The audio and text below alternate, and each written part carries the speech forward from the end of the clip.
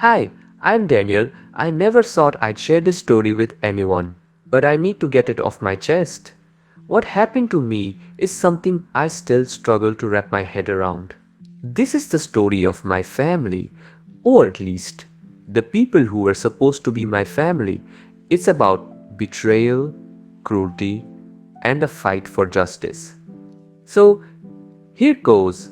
When I was a kid, my real parents, Mark and Julia, were constantly fighting. I remember lying awake in bed, listening to them yelling at each other in the middle of the night. No matter what I tried, there was nothing I could do to stop them. Eventually, they divorced. But despite their problems, both of them loved me in their own way. My mom, Julia, was warm and kind. She called me all the time, check in, and encourage me. My dad, Mark, was more reserved, but I always thought he cared in his own way. Eventually, mom remarried and moved out of the country. Even from afar, she never missed a single birthday, and we talked regularly. It was like she was right there with me, always reminding me she loved me. Then came dad's turn to remarry. That's when I met Linda and her children, Sam and Emily. At first, things were honestly pretty good. Linda treated me well, even like I was one of her own kids, and Sam and Emily were friendly enough. It was almost like we were forming a new family. I remember thinking, maybe this won't be so bad. But of course, I was wrong. Once the wedding was over, everything changed. Linda became dismissive cold. It was like flipping a switch. I'd ask for help, and she'd act like I was a burden. Sam and Emily, who I thought might become my new siblings, started acting like I didn't exist.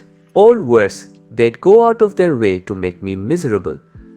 They were cruel in ways that only people who know you well could be. Sam started spreading rumors about me in college. He'd tell people I was a liar or that I was weird.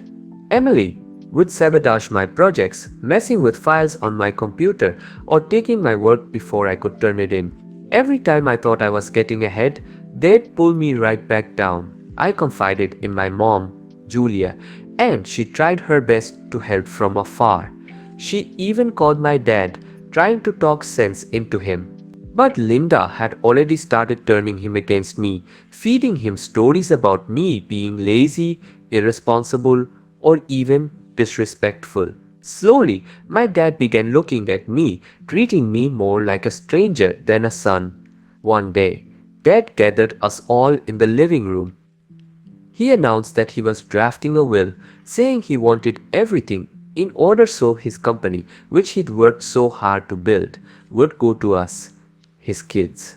For the first time in a long time, I felt like I belonged again, like he still thought of me as his son. But when I looked over at Linda, Sam, and Emily, I saw it in their eyes. The greed, the jealousy. From that day on, things got even worse. Sam and Emily began harassing me at college even more. Sam would spread lies to get me into trouble or mess with my work to make me look bad. Emily would play the innocent one but would constantly undermine me. Linda, meanwhile, kept feeding Dad stories about my supposed bad behavior. Then, one evening, when Dad was out, Linda and her kids came into my room. They told me flat out if I gave up my inheritance and left, they'd leave me alone. I was stunned. I told them I'd never give in to their demands.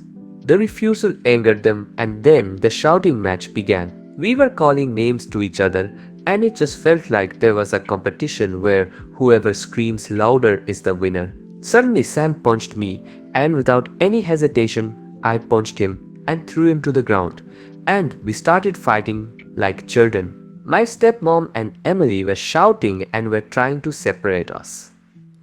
In the meantime, Dad came in. When he came in, they twisted the story to make me look like the aggressor. They claimed I'd attacked them, saying they were just trying to talk to me. Before I could defend myself, Dad slapped me, grounded me, and took my phone. As he stormed out, Linda and her kids just smiled at me, satisfied. When my grounding period ended, Dad and Linda left for few hours to visit a relative. I thought things might calm down, but after few hours, Emily started crying and called the police, accusing me of trying to SA her. I was speechless, trying to tell the cops she was lying, but they took me in anyway. I was released after a few hours because there was no evidence. No one came for me and I didn't have my phone or any money.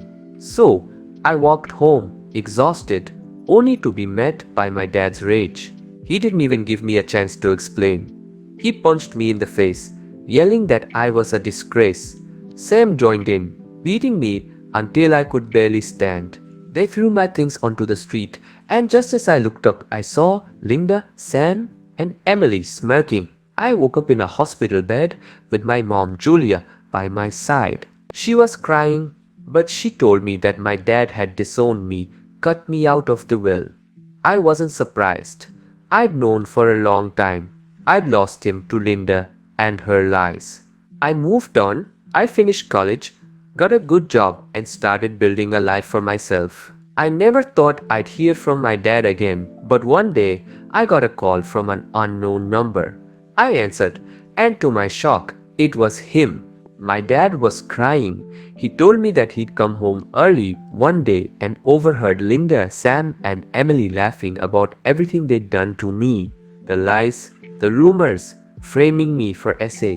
They'd even laughed about how they'd finally gotten rid of me. Dad had recorded the conversation, kicked them all out, and was begging for my forgiveness. He said he sent me the recording and wanted me to come home so he could make things right. But I didn't feel relief or happiness. All I felt was emptiness. I told him nothing and blocked his number. I returned to confront my past, but not for reconciliation. I sued Linda, Sam, Emily. I presented the recording as evidence, and the court ruled in my favor. Linda, Sam, and Emily got prison time for defamation, assault, and conspiracy. My dad's company collapsed from the scandal and he was forced to sell his shares. When they looked back, I gave them the same smug smile they'd given me that day they threw me out. Finally, I visited my dad. He sobbed, begging me to forgive him, telling me he'd been blind. I just looked at him and said, "You're dead to me. You can rot in hell." And with that, I walked away, leaving him to the choices he'd made. In the end, I found peace not from revenge, but from knowing I'd survived. If you liked this story, then please like and subscribe. Thank you.